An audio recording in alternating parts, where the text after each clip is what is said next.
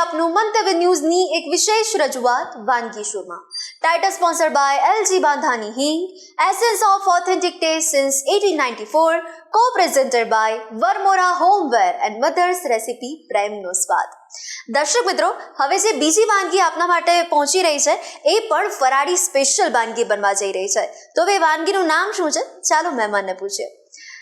તો હવે જે બીજી વાનગી છે એ કઈ બનાવવા જઈ રહ્યા છો તમે? બીજી વાનગીનું નામ તો એટલું સરસ છે ને કે નામ સાંભળીને જ તમને મોઢામાં પાણી આવી જશે કૃતિ. અરે એનું નામ છે ફરાળી આલુ ટિક્કી ચાટ. વાહ! ચાટનું નામ આવે એટલે મોઢામાં પાણી આવે છે, એ પછી ફરાળી હોય કે નોન ફરાળી હોય. બરોબર. તો વંદિતાબેન, તમે આપણે સૌ છે ને આલુ ટિક્કી ચાટ તો આપણે વારંવાર ખાતા જોઈએ છે, પણ એમાં પાછું આજે ફરાળી વર્ઝન, આખો શો ઓડિયન્સ આપણે જોવો જ પડશે. શું કેવું? યસ. તો હવે આલુ ટિક્કી ચાટના આપણે જોઈ લઈએ ઇન્ગ્રેડિયન્ટ્સ. જરૂર. હવે આલુ ટિક્કીમાં મેઇન ઇન્ગ્રેડિયન્ટ્સ તો આલુ જ હોય. તો આપણે બોઇલ કરેલા 2-3 આલુ લેવાના છે. પછી એમાં આપણે રાજગરાનો લોટ એડ કરીશું બાઇન્ડિંગ માટે. અને રાજગરાના લોટની જગ્યાએ તમે સિંગોડાનો લોટ પણ લઈ શકો છો. અને બીજું મેઇન ઇન્ગ્રેડિયન્ટ્સ છે એ છે શેકેલા શિંગદાણાનો ભૂકો. ઓકે, બરાબર. પછી એમાં આપણે આદુ મરચાંની પેસ્ટ એડ કરીશું. અને નોર્મલ આપણા જે મસાલા હોય છે એ જ, બસ આટલા જ ઇન્ગ્રેડિયન્ટ્સ છે. ઓકે. સૌપ્રથમ શું કરીશું આપણે? સૌપ્રથમ આપણે એક મિક્સિંગ બાઉલ લઈશું કૃતિ. એમાં આપણે આ બોઇલ કરેલા આલુ છે એને ગ્રેટ કરીશું.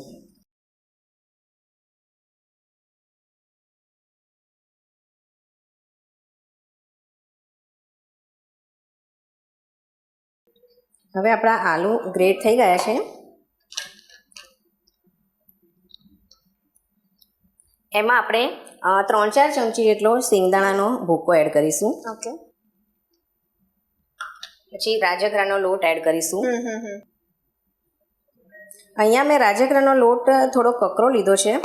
તમારી પાસે ઝીણો અવેલેબલ હોય એ પણ ચાલે, એ પણ તમે લઈ શકો છો. પછી એમાં મરચાંની પેસ્ટ લઈશું, એ બી એકોર્ડિંગ ટુ ટેસ્ટ. પછી આદુ લઈશું.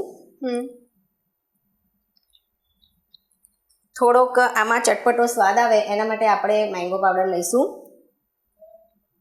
આમાં તમે લીંબુનો રસ એડ કરી શકો છો અગર તમને લીંબુનો રસ જોઈતો હોય તો. ઓકે. પણ મિશ્રણ થોડું ઢીલું ના થઈ જાય એના માટે હું મેંગો પાવડર લઈશ. થોડો મરી પાવડર લઈશું. જો તમને વધારે તીખું ભાવતું હોય તો તમે મરી પાવડર અને લીલા મરચાંનું પ્રપોર્શન વધારી શકો છો. બરાબર. થોડો ચાટ મસાલો, એને ટેંગી ટેસ્ટ આપવા માટે. ચાટ હોય એટલે ચાટ મસાલો તો હોય જ. યસ.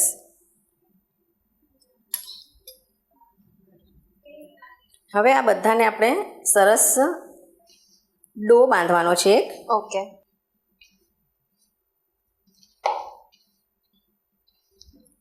આમાં તમને એવું લાગે કે તમારા બટાકા છે એ થોડા વધારે બોઇલ થઈ ગયા છે અને ડો થોડો ઢીલો છે, તો એમાં તમે શિંગદાણાનો ભૂકો અથવા તો રાજગરાનો લોટ વધારે મિક્સ કરી શકો છો એમના બાઇન્ડિંગ માટે.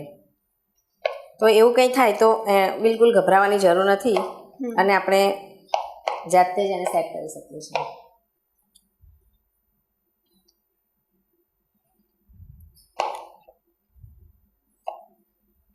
હવે આપણો આ ડો તૈયાર છે.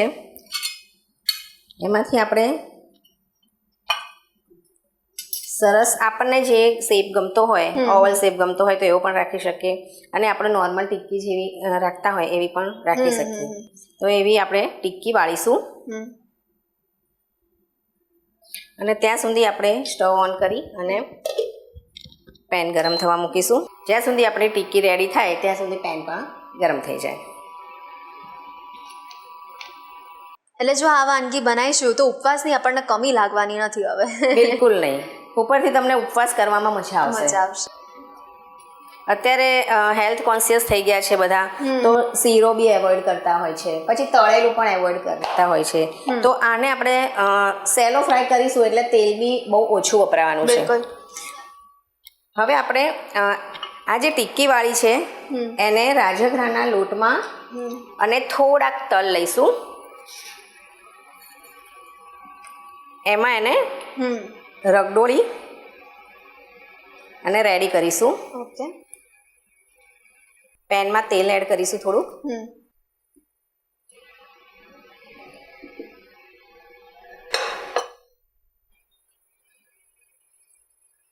હવે આ તૈયાર કરેલી ટિક્કીને આપણે પેનમાં મૂકીશું. ઓકે.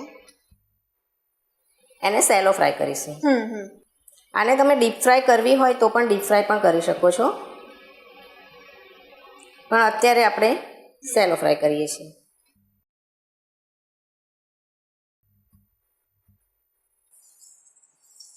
એટલે વંદિતાબેન જે સ્ટ્રીટ ફૂડ લવર્સ હોય ને એમને કંઈક આ અલગ વર્ઝન મળ્યું છે. હા, ચોક્કસ. તો આપણને બીજું જે સ્ટ્રીટ ફૂડમાં જે પણ આપણને વાનગી ભાવતી હોય એમાં પણ આવું કંઈક ફરાળી ટ્રાય કરી શકાય એવું લાગી રહ્યું છે. ચોક્કસ કરી શકાય. આપણે ફરાળી ભેળ પણ બનાવતા જોઈએ છીએ, તો એ બી એક સારો ઓપ્શન છે ફરાળનો, તો બાળકોને બી ભાવે અને આપણે પણ એક ફરાળ કરીને થોડા એ થઈ ગયા હોય તો પછી આપણને નવું વર્ઝન મળે. યસ.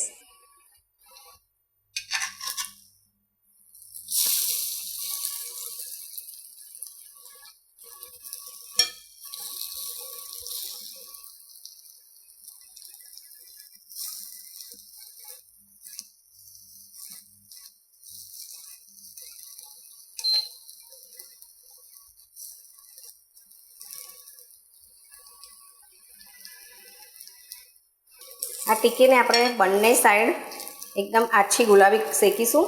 ઓકે. કે જેના કારણે એનો લુક પણ સરસ આવે અને ક્રિસ્પી પણ થઈ જાય, તો એને ચાટ તરીકે ખાવામાં થોડું વધારે મજા આવશે. હવે આપણી ટિક્કી ઓલમોસ્ટ થઈ જ ગઈ છે, તો આપણે હવે ફ્લેમ ઓફ કરીશું અને આપણી ટિક્કી થઈ ગઈ છે તો એને ડાયરેક્ટ આપણે સર્વિંગ પ્લેટમાં જ લઈ લઈશું. તમે જોઈ શકો છો કે ટિક્કી સરસ કલર બી આવી ગયો છે, સરસ બ્રાઉન કલર આવી ગયો છે અને તલ અને રાજગરાના લોટના કારણે એનો લુક પણ બહુ જ સરસ આવે છે. બિલકુલ. હવે આને આપણે ચાટ બનાવી છે તો પછી ચાટની રીતે એને સર્વ કરવી પડશે. તો પહેલાં આપણે મીઠું દહીં લઈશું. આમાં મેં થોડી સાકર અને થોડું મીઠું ઉમેર્યું છે અને એને ચર્ન કરી દીધું છે. ઓકે.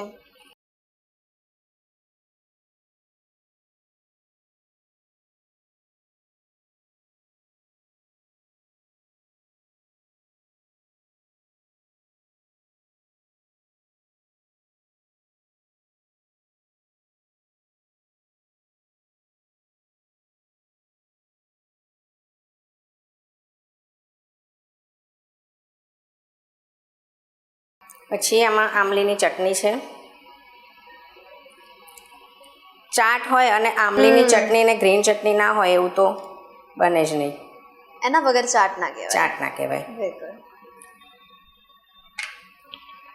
અને ગ્રીન ચટણી લઈશું આપણે.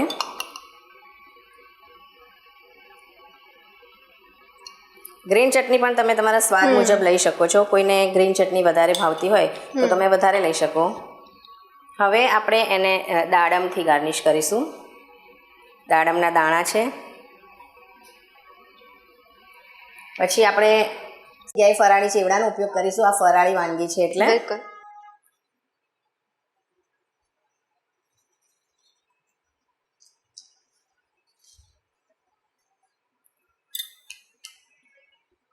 અગેન થોડા દાડમ લઈશું.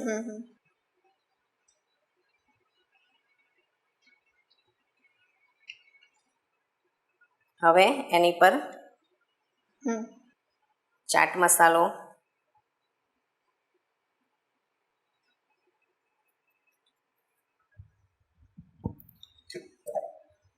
અને ઉપર થોડુંક મરચું પાવડર સ્પ્રિંકલ કરીશું.